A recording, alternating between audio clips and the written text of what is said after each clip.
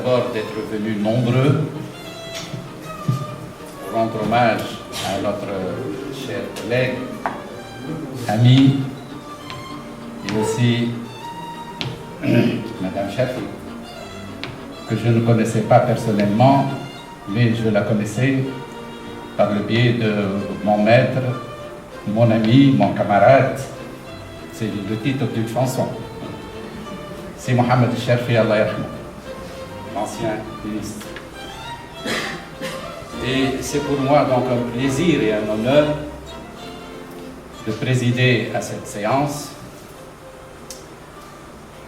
non seulement parce que nous tenons, nous, dans le Korak et dans Mouatinet, à honorer une dame de la Tunisie nouvelle, de la Tunisie indépendante et de la Tunisie moderniste, une physicienne universitaire qui a osé parler de la science et de ses rapports avec la religion, avec la foi, tant la foi islamique ou bien la foi chrétienne, même les autres religions, d'une façon assez spécifique, c'est-à-dire du point de vue du scientifique, celui qui s'attache justement à la valeur de la science en tant que telle, c'est-à-dire en étant un vibrant hommage à l'autonomie de la pensée scientifique.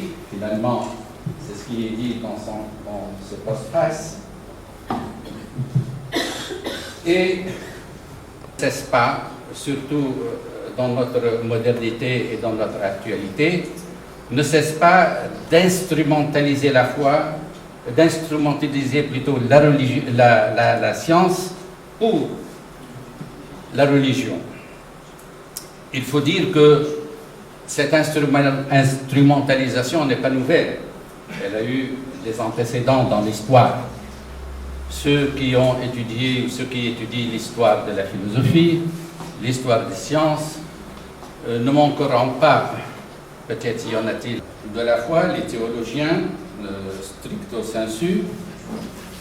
Il y avait une lutte gigantesque entre eux, dans la mesure où les uns essaient, les ulama ad-din, comme on les appelle en arabe, ou bien d'un terme beaucoup plus spécifique, allemand, puisqu'elle n'aura pas le temps, en une heure, ou un peu moins, de dire ce qu'elle a à dire.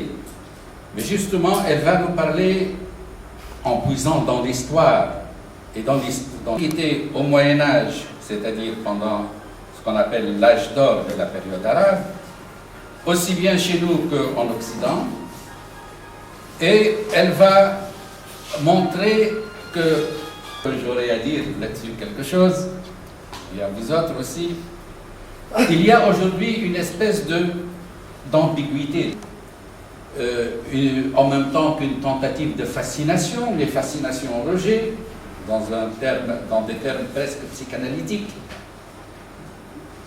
Il y a des tentatives, diriez-vous, de conciliation.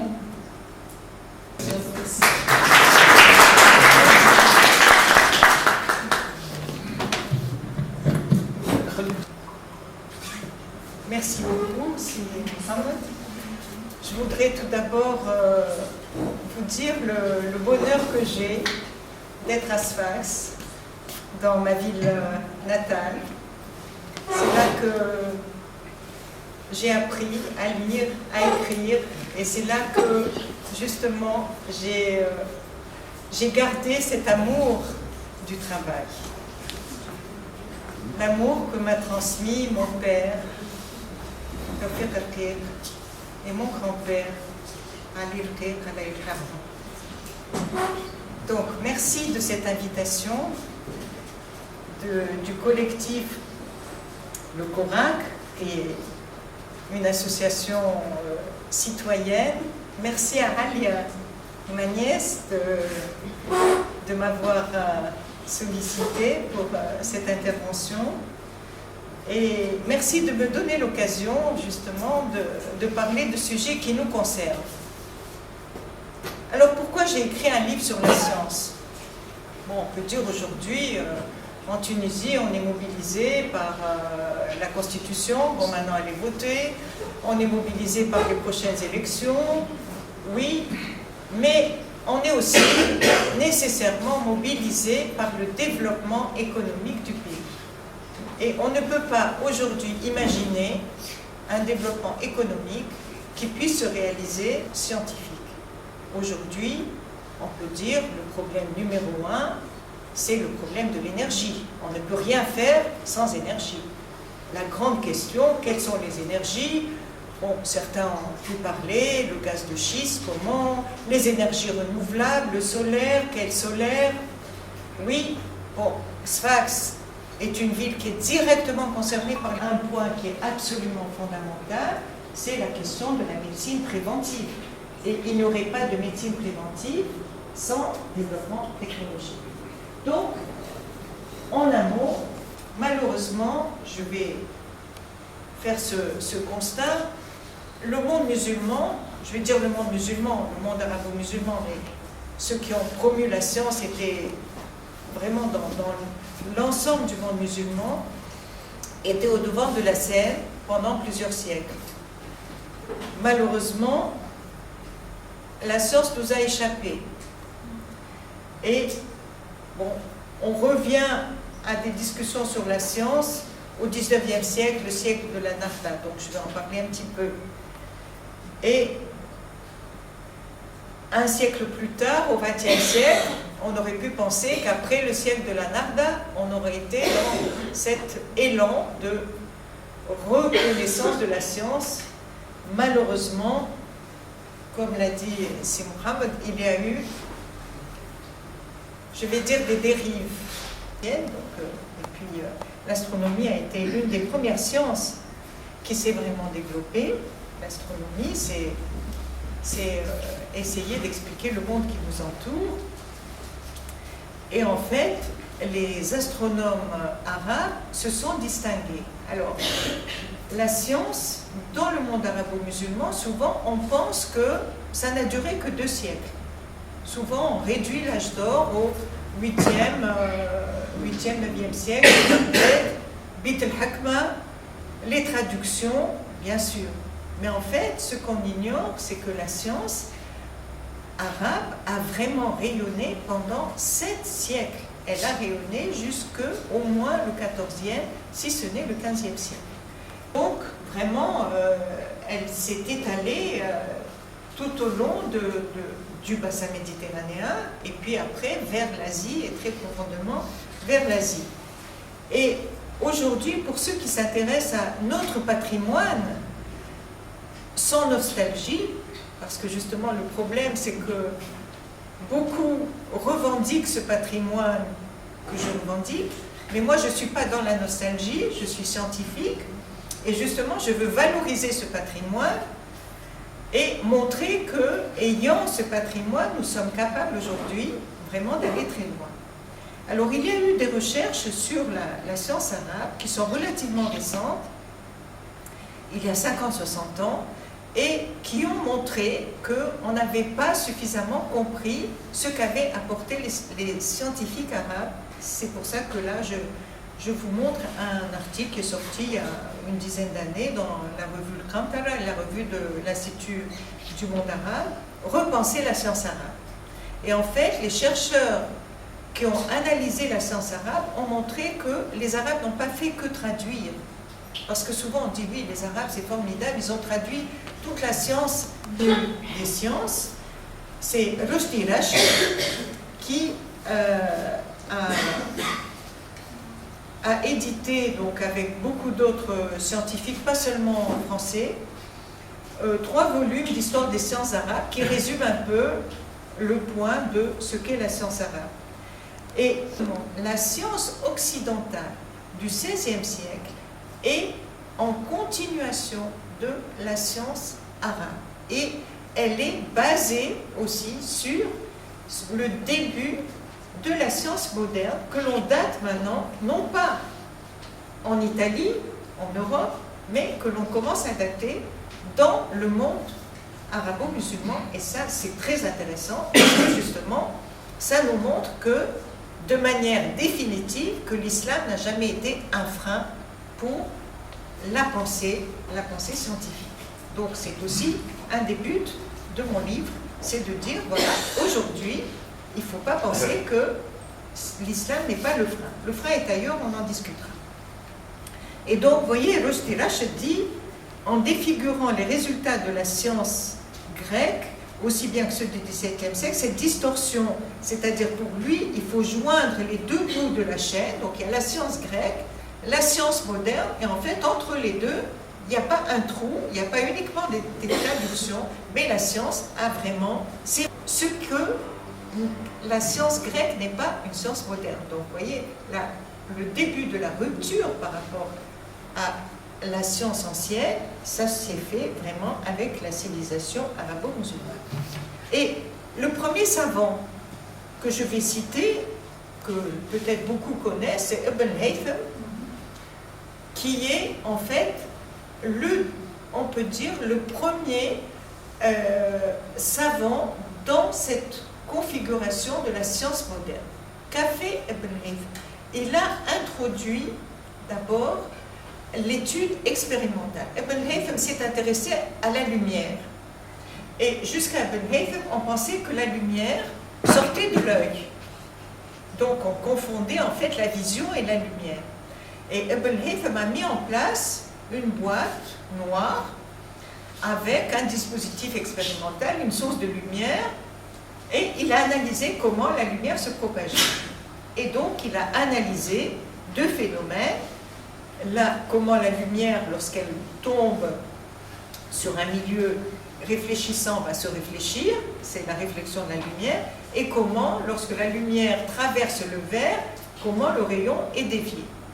Et là, bon, je ne vais pas lire toutes les lois de la réflexion de la lumière. Il a compris le rayon réfléchi, il a compris que le rayon réfléchi était dans le même plan que le rayon incident, les angles étaient égaux, et donc c'est ce qu'on appelle les preuves. Les musulmans ne le savent pas non plus. Alors, ce qui est intéressant, c'est qu'il a analysé aussi la réfraction de la lumière, et pour la première fois, vous voyez que pour lui, il a compris que lorsque la lumière passe de l'air, par exemple, au verre, le rayon lumineux change de direction à cause de la structure. Vous voyez, il commence à parler de la structure du milieu. Donc, il ne parle pas d'indice encore de réfraction, mais il commence à parler de la structure du milieu. Donc, il va très loin dans cette analyse des Grecs. Et au niveau de l'astronomie, on a commencé à traduire le fameux traité de Ptolémée. Et il y a eu une première traduction, vous voyez, en 827. Et puis la dernière traduction en 892. Alors on peut dire, mais pourquoi on cite ces deux dates? Eh bien, on cite ces deux dates parce qu'en fait, la première traduction de Ptolémée en arabe était une traduction qui contenait beaucoup de mots grecs et qui en fait n'avait pas réellement la consistance d'un véritable traité scientifique. Et petit à petit, la langue arabe s'est intégrée. On a utilisé la dernière traduction de Ptolémée en arabe, où la langue arabe devenait réellement une langue construite. Alors, l'astronomie arabe s'est développée donc à Bagdad et Damas, 9e siècle, et on a construit deux grands observatoires, l'un à Bagdad et l'autre à Damas. Pourquoi deux? On peut dire, bon, pourquoi se donner la peine? Eh bien, parce que déjà, vous voyez, il y avait l'esprit scientifique, c'était de dire, c'est de comparer les résultats entre ces deux cités. C'était de se dire qu'il fallait effectivement, l'esprit scientifique nécessitait de vérifier les observations que d'autres pouvaient avoir obtenues. Alors, tout le monde sait que dans le monde arabo-musulman, on n'a pas remis en cause le système géocentrique, c'est-à-dire ce monde qui était basé sur la Terre au centre de tout, mais quand même il y a eu un perfectionnement. Alors Bellouni, bon je cite Bellouni qui est la figure ici, elle est reprise telle que par Copernic, qui change les lettres arabes en lettres latines. Et alors, les recherches avancent. Pourquoi? Qu'est-ce qui fait que Copernic a pu avoir ce document qui lui a permis, qui lui a simplifié en fait la démarche qui va lui permettre de basculer de la Terre vers le Soleil.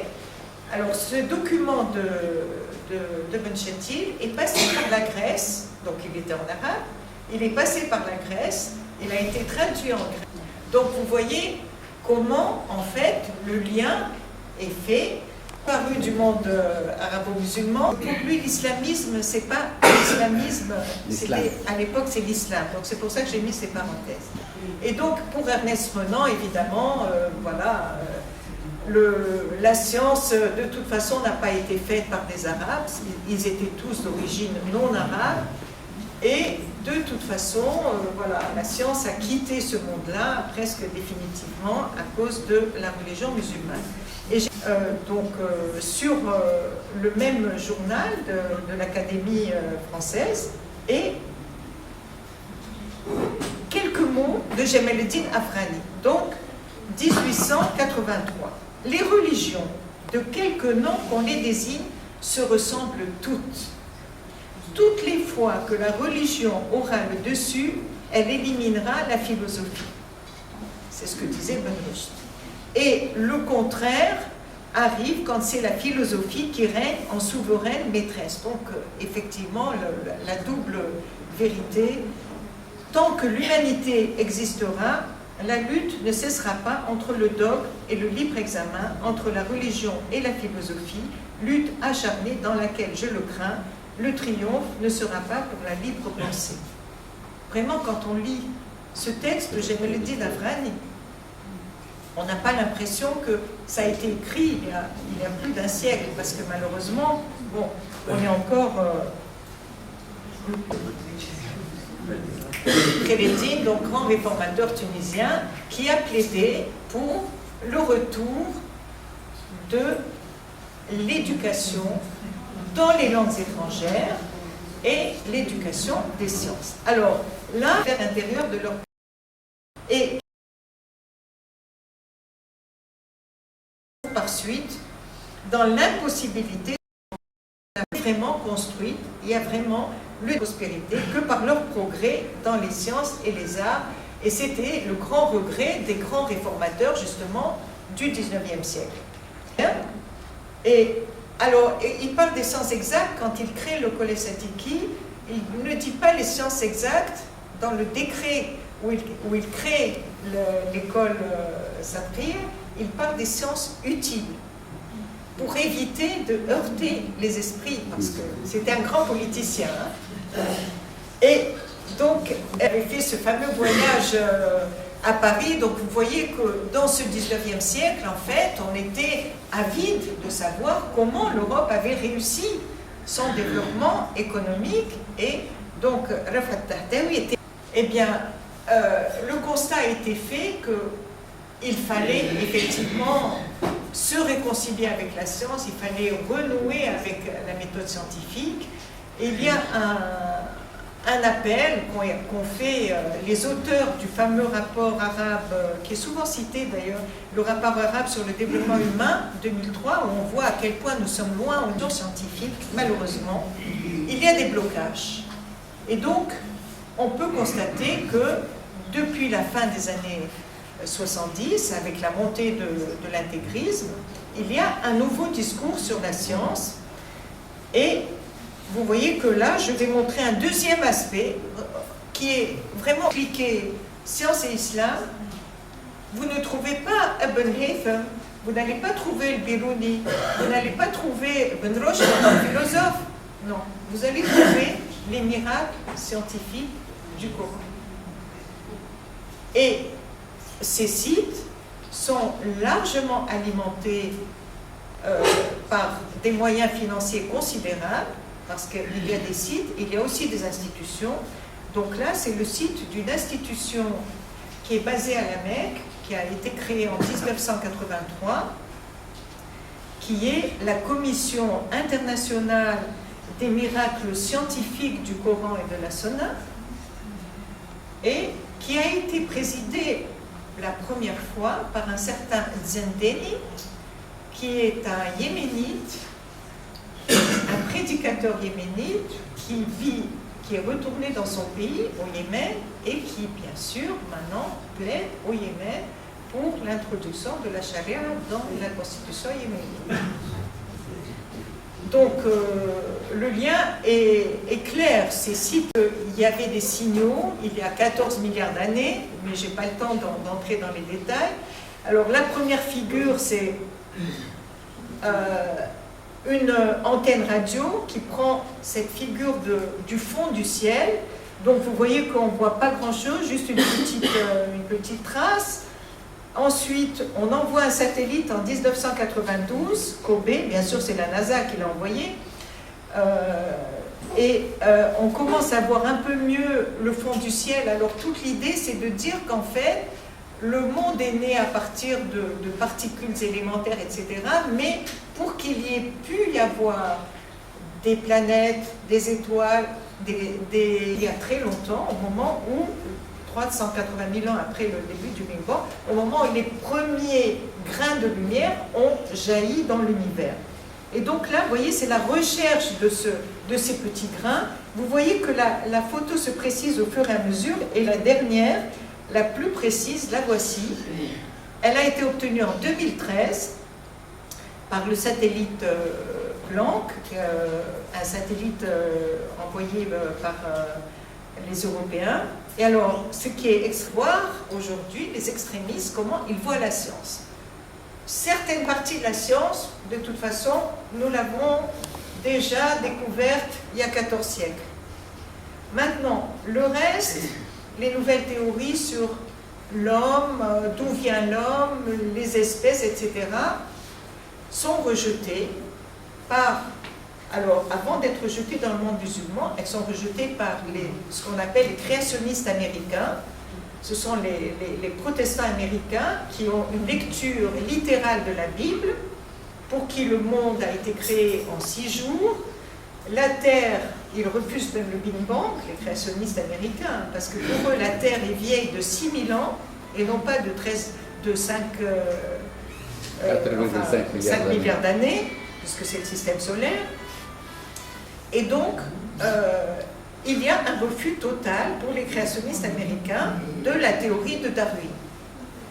Et maintenant, les islamistes musulmans, enfin les islamistes en particulier, ça a commencé en Turquie, considèrent qu'il faut attaquer la théorie de Darwin. Et pourtant, je pense que c'est toujours intéressant de revenir à l'histoire. Parce que plutôt que d'avoir des discussions, je veux dire, dans le monde des êtres vivants, il y a une idée d'évolution, c'est-à-dire que les espèces, effectivement, ont évolué. Bon, je ne suis pas biologiste, mais on peut comprendre, effectivement, quand on lit l'origine des espèces de Darwin, quelle a été sa démarche intellectuelle. Et en fait, avant Darwin, les savants musulmans avaient déjà pensé à cette proposition que les espèces évoluent. Alors, le premier d'entre eux, il y a une idée d'évolution, c'est-à-dire que les espèces, effectivement, ont évolué. Bon, je ne suis pas biologiste, mais on peut comprendre, effectivement, quand on lit l'origine des espèces de Darwin, quelle a été sa démarche intellectuelle. Et en fait, avant Darwin, les savants musulmans avaient déjà pensé à cette proposition que les espèces évoluent. Alors, le premier d'entre eux, El-Jahd, 9e siècle, dans le livre des animaux, déjà, remarque qu'il y a eu évolution des espèces. Il remarque les changements apportés par les migrations et le milieu dans la vie animale. Et il commence déjà à voir que l'environnement, déjà, une chronologie de l'apparition des êtres vivants, les plantes, les animaux aquatiques, terrestres, et il est déjà question de temps long et d'être organisé. Parce que pour que la théorie de l'évolution ait un sens, c'est ce qui fait que les créationnistes ne peuvent pas accepter la théorie de l'évolution. Alors, après Erwan Safer, Ibn Miskawi, qui a vraiment donné une théorie plus précise de l'évolution et qui parle donc d'une évolution qui arrive finalement à la frontière de l'humanité, qui commence donc à expliquer qu'un ordre et une organisation, des liens entre les causes et les effets, donc vous voyez la démarche scientifique, parce qu'il n'y a pas de science, etc. Et il arrive donc à l'homme s'est élevé jusqu'à ce niveau à partir du monde des singes, où se rencontrent intelligence et perception, mais qui n'arrive pas jusqu'à la réflexion et à la pensée en acte. Il faut accepter la théorie de Darwin. Malheureusement, je prends 5 minutes encore du secondaire, il y a les idées scientifiques, mais il y a les idées religieuses. Et la beauté de la science et toute sa méthodologie. Je vous remercie.